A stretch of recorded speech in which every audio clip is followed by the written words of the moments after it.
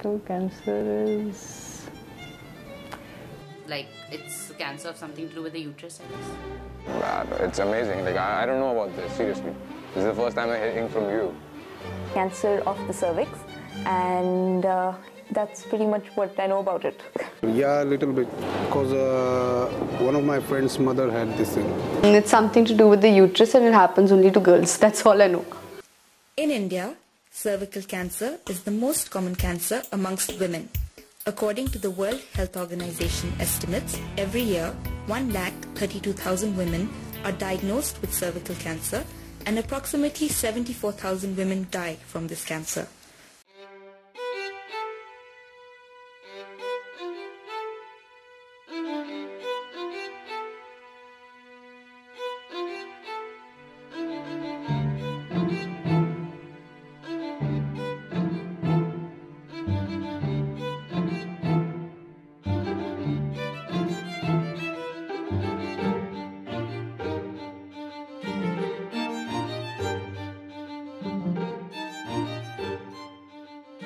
Cervical cancer, maybe we should prefix it with the word uterine cancer of the uterus, because it's a cancer of the mouth of the uterus, and that will make it clearer. One thing we should all really know about cervical cancer is it's linked to a virus called HPV, the human papilloma virus. There are many forms of HPV, so in some forms women have no symptoms at all. A few types of HPV that actually lead to cervical cancer. So another way to think about HPV is it's a very common sexually transmitted infection, but everybody who gets HPV doesn't necessarily get cervical cancer, whereas anybody who has cervical cancer at some point in their life would have had HPV. Our country sees 9 lakh new cancer cases, and out of that 1.3 lakhs are simply CA cervix. But I think the good news is, and I as a survivor would like to give this news, that cancer when caught early is totally treatable and curable. And there's no other cancer for which it's more true than cancer of the uterine cervix. So every time one woman is detected with cervical cancer, the first thing we think is, God, had she gotten a pap test earlier, this could have been detected and probably treated, and she would have been saved. Have you ever had a pap smear done? No. Pap smear? I don't know about that. Why? I didn't feel it was necessary. No, I want to. I think I'm just being lazy. And it's wrong. I should go for it. No, I don't. I have no idea about it.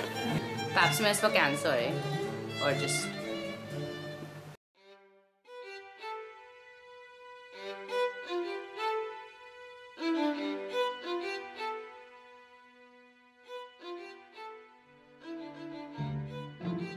The pap test is a basic smear that's taken from the cervix, which is the lowest part of the womb or the uterus. The doctor takes a basic tool called a speculum and takes a brush of some of those cells from both the cervix and from the vagina.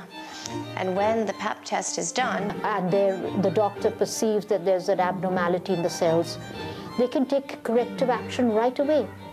It will not become full-blown cancer. Pap smear gives baseline evaluation, the basic evaluation of the cell lining, and then whatever changes are coming to it. So even the earliest changes can be detected. Cervical cancer takes up to 10 years to develop. So if those cells are caught early by a pap test, we can essentially prevent or treat cervical cancer well before it hits late stages. One of the myths about cervical cancer is that most women do not feel the need to go in for a pap smear test. The truth is that every woman must take a pap test once she turns 21 or 3 years after she has become sexually active, whichever one comes first. As a radiation oncologist, we treat so many cancer patients. So many of them are cancer cervix. It's so sad to realize that this thing could have been prevented by a simple pap smear. So there's no excuse. There's no excuse not to get a pap test. There's no need to fear a disease that today is quite curable, provided, of course, that you go in time. I do go to a gynecologist. No, never. Never in my life. Not really. I think till the time it's not needed, nobody refers and goes to a gynecologist. Not needed in the sense till the time, there is any problem. Yes, but only if there's some problem. No, just a regular checkup, nothing in general. Oh.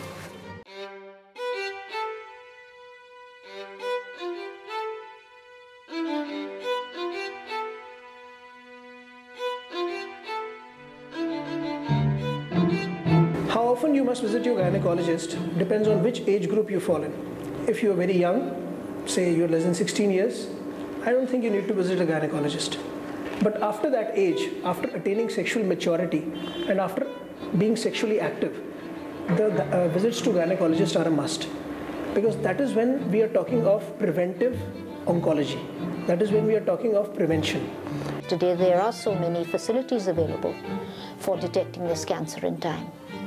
But we should remember, if we're responsible enough to be sexually active, we should be equally responsible to get ourselves tested and to ensure that we're taking care of ourselves. Going to a gynecologist, talking about your gynecological health should not be a taboo. Go to the gynecologist and understand your body. It's like a information tool. It's nothing else. It's just to know what's going on in there. I think a lot of women are scared because they think, something bad will come out. But the beauty of it is that there's treatments even if something bad does come out. And it's much better to catch it earlier than to be stuck in a much later stage. And I think it's so important, therefore, for us really to start this health education early on, start teaching children about their bodies and making them comfortable with their bodies. I think it has to begin at that level, because there's an appalling level of ignorance both amongst men and women, whether uneducated or educated.